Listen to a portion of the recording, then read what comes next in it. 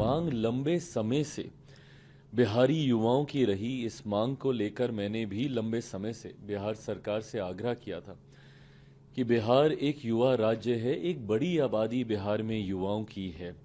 ऐसे में ये युवा अभाव में, व्यवस्था के अभाव में दूसरे राज्य जाने के लिए मजबूर होते हैं, दूसरे देशों में जाने के लिए मजबूर होते हैं, और जिसकी वजह से पलायन पे जिस जिस कदर हम लोग नियंत्रण पाना चाहते हैं वो हम लोग नहीं पा पा रहे हैं।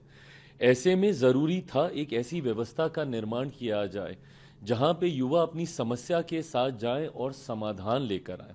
उसके लिए एक युवा आयोग का गठन हो। लंबे समय से लोक जनशक्ति पार्टी रामविलास की ये मांग रही। समय समय पर मैंने भी हर मन से इस विषय को उठाने का मैंने कार्य किया। मुख्यमंत्री जी से लिखित रूप में, मौखिक तौर पर मुलाकातों के दौरान हमेशा मैंने उनसे ये आग्रह किया। सर्वप्रथम मैं अपनी तरफ से, मेरी पार्टी लोक जनशक्ति पार्टी रामविलास की तरफ से मुख्यमंत्री नीतीश कुमार जी को हृदय से आभार देता हूं और उनका हृदय से धन्यवाद करता हूं कि बिहारी युवाओं की इस मांग को उन्होंने सम्मान देने का कार्य किया।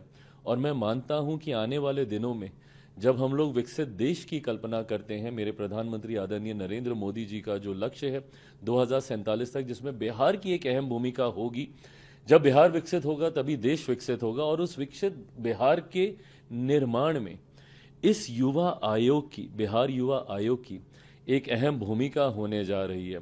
ये चिंता हम लोग के लिए लंबे समय से रही कि जब देश में बाल आयोग है, जब हमारे यहाँ महिला आयोग है, अलग अलग राज्यों में अनुसूचित जाति जनजाति आयोग है, अल्पसंख्यक आयोग है, तो वहीं देश की इतनी बड़ी आबादी जिसको मुख्य धारा के साथ जोड़ने के लिए, और बिहार जैसा राज्य जहाँ के युवाओं को अलग अलग परिस्थितियों में कठिनाइयों का सामना कर पलायन करने के लिए मजबूर होना पड़ता था, ऐसे में बिहार जैसे राज्य में एक युवा आयोग की ज़रूरत अब बहुत ज़्यादा थी।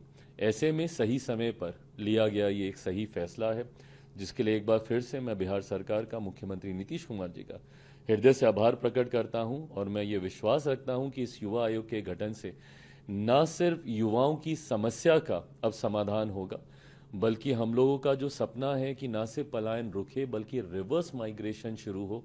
बिहार में एक ऐसा इंफ्रास्ट्रक्चर, एक ऐसा इकोसिस्टम तैयार हो कि जो लोग पलायन करके बाहर जा चुके हैं वो भी हमारे राज्य वापस आए। उस व्यवस्था का भी हम लोग निर्माण कर पाएंगे। साथ ही में मैं मुख्यमंत्री जी को, महिलाओं को उन्होंने सशक्त करने के लिए जो एक महत्वपूर्ण फैसला लिया है 35% का उनको आरक्षण देकर डोमिसाइल नीति के तहत, मुझे लगता है ये भी एक अत्यंत महत्वपूर्ण और सही समय पर लिया गया ये फैसला है।